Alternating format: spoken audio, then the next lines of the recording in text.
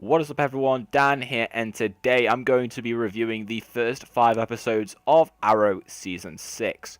Now I did originally plan to review these episodes right after they aired, however sadly due to me essentially losing my laptop and losing Sony Vegas and having to work on SHAREfactory, it's made it almost practically impossible for me to be able to do those kind of videos at a higher standards that I used to, and considering the fact that I've been fairly busy, in all honesty, since Arrow has premiered, it's been very difficult for me to be able to make videos on the show, so I decided this would be the best way for me to give my thoughts on what I think of Arrow Season 6 so far, considering I haven't really done so, as my last Arrow video was actually the 5 things I did want to see in Season 6. So I'm going to be giving you guys my thoughts on the episodes, what I've liked about this season so far, what I've not liked about it, and where I hope Season 6 can still go to with the remaining episodes that we have. So I'm going to start off, of course, with the premiere. And I will say that the premiere was probably the best premiere out of all the CW shows in terms of this season, but that was by no means saying that it was a fantastic episode. There were quite a lot of flaws within it, in my opinion. I felt like the lack of casualties that we had on the island really lessened the impact of the whole Season 5 finale. I mean, don't get me wrong, I still think that finale is a masterpiece. It's probably one of the best episodes of TV I've watched. But I was very disappointed with the outcome of it. I mean, the fact that Samantha died, a character that we all knew was going to die anyway, didn't really shock us. They had the opportunity to kill off Thea, considering Willa Holland just doesn't give a crap about being an Arrow anymore, but nope, they just put her in a coma instead, so that her character can once again be useless this season. And I have no idea when she's coming back, but honestly at this point they might as well just kill off her character, because what point does she serve to the plot, to be honest with you guys? Like, she doesn't really have anything to do with the show anymore, so I'm surprised they honestly didn't kill her off. Diggle, of course, has now degenerative tissues on his right shoulder, I believe, so now he's unable to fire a gun. So that was kind of interesting what they're doing with that, and the whole drug storyline that they introduced with him in episode 3. So hopefully maybe that can get figured out sooner rather than later. And yeah, other than that, we didn't really have any other major implications from there. We still don't know if some characters made it out or not. We don't know if Talia made it out, or Nyssa, or Evelyn. I hope Evelyn fucking burnt like a crisp in that cage, because I hate her character so much.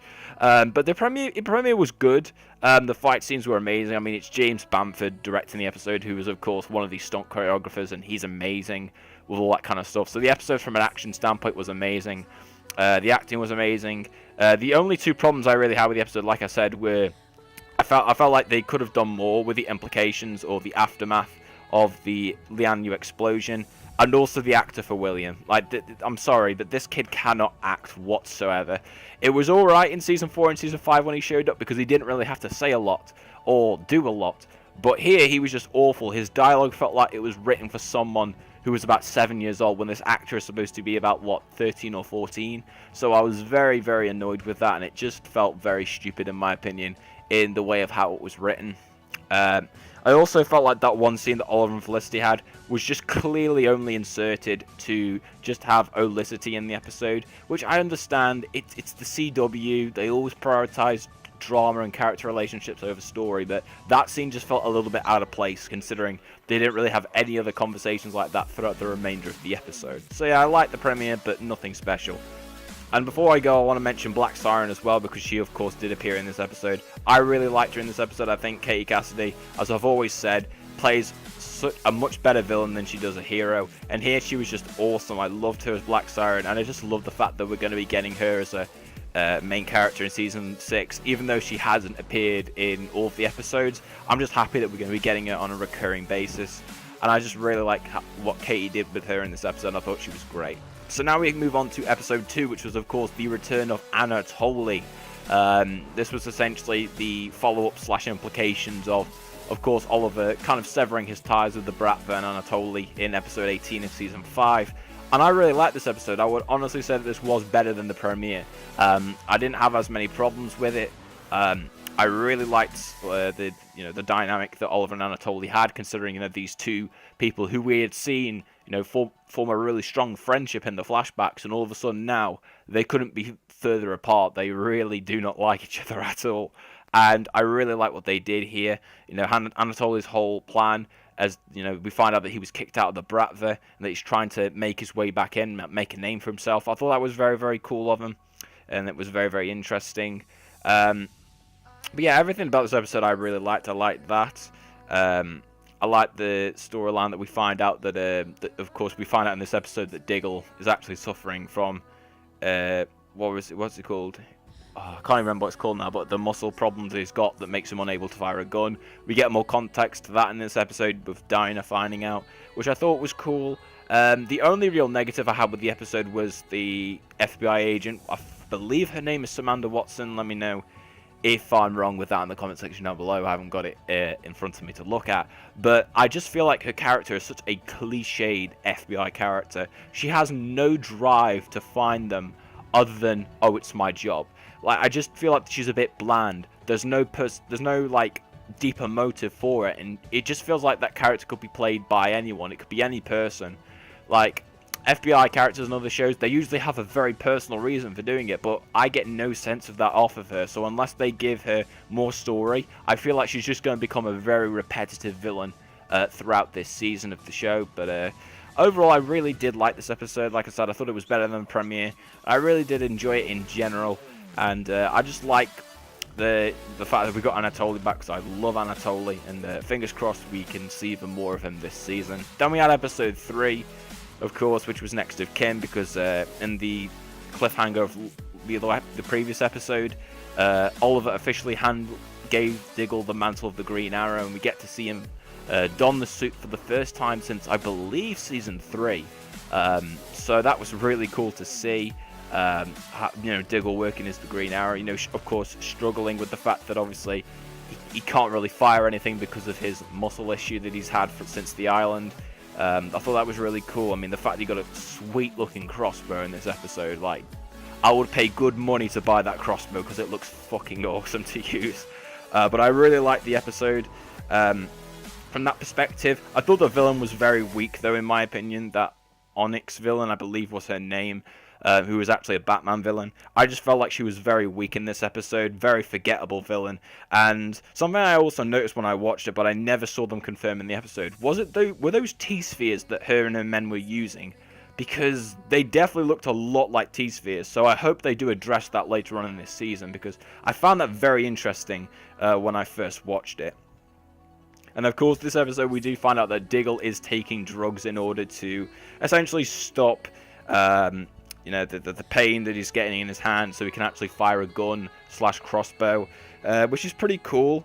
I hope this plotline gets resolved. From what I've seen in synopsis and promo material, it most likely will do in episode 6 of this season. So I'm looking forward to seeing what they will go with that storyline in that episode, and I'm very interested, to see where they go with it, especially with the character of Diggle, because I feel like in season 5 he didn't really have much of a story. So hopefully this will be the start of them gradually giving him more to do within the show.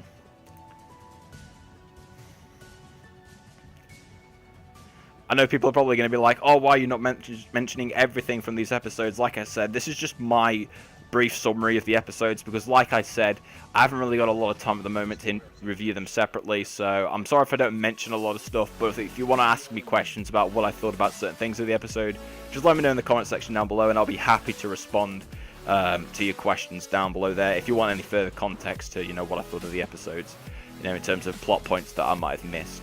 So then we had episode 4, which was of course the I want to say Felicity-centric episode, because that's basically what it was. I mean, you had Black Siren in there, you had Michael Emberson's character, who was, surprise, surprise, revealed to be Caden James, which, wasn't really a surprise, because we'd all figured out that he was Caden James, like, months ago.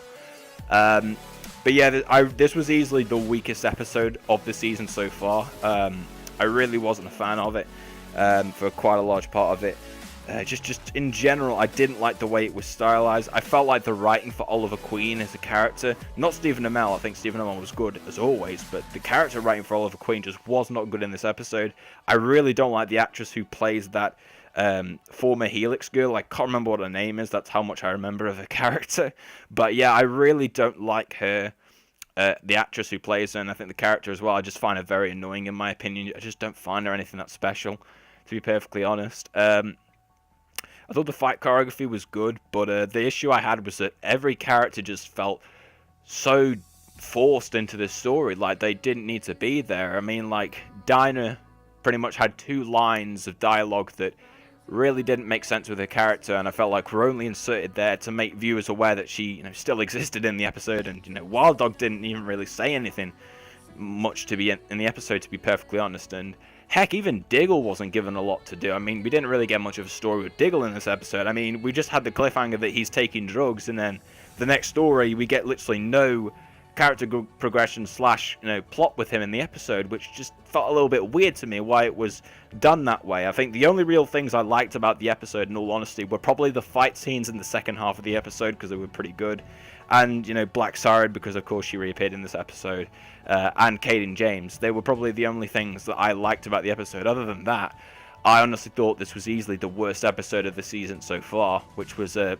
shame because I really did enjoy the first 3 episodes. But thankfully that was all redeemed with the fantastic episode that was Deathstroke Returns. Oh my god, I loved this episode. This is probably my favourite episode of the season so far. I mean, we get Manu Bennett as Deathstroke, man. What is there not to love about that? It's just such a great episode. I loved the dynamic between Oliver and Slade. In the past we've seen them working as friends, but now we get to see them working in a different perspective, as fathers. And I thought they did a really good job of selling that with the characters. I thought they did just great work by Stephen Amell and Manu Bennett, respectively, as Oliver Queen and Slade Wilson. They did a great job of doing that. I thought the storyline back in Star City as well, with the whole the team slowly being figured out more and more by Agent Watson, was kind of interesting. I still wasn't a fan of her character. I still found her a bit repetitive, but the actual plot progression of her slowly starting to dig deeper and deeper into Team Arrow, I thought was pretty cool. I quite enjoyed that. I thought it was very interesting of them to go down that way. And the episode itself was just great. I mean, that fucking Deathstroke fight in, like, what was it, the last 3 minutes of the episode? One of the best fight scenes on Arrow. That was fantastic. I gotta commend the fight choreographers for that, because that was a fantastic fight scene. I don't know how they're going to top that in next week's episode, considering this is part 1 of a 2-part Deathstroke story arc, so I hope they can top it in the next episode, because if they can, my goodness, it will be amazing. The only issue I had with the episode was probably the reveal of who the vigilante was, because we found out that he was Dinah's ex-partner, and both is in a crime fighting sense. No, I mean crime fighting. Sorry, I mean from a police standpoint, because they used to work together, and also from a lover standpoint. We found out that he was the vigilante, and that not only that, but the vigilante is also a metahuman. I didn't really like that reveal. I mean, the fact that they changed the actor as well, just kind of made me think that this clearly wasn't something that they had planned from the beginning, or else they would have got the same guy to return.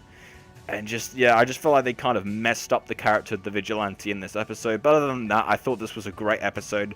And like I said, I probably think that this is the best episode of Season 6 so far.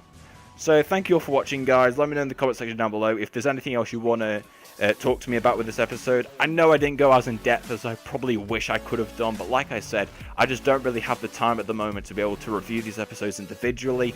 This is really the only way that I can review them at this current moment in time, without a laptop and without Sony Vegas, and with college work kind of destroying all my free time. But that's going to be it for this video.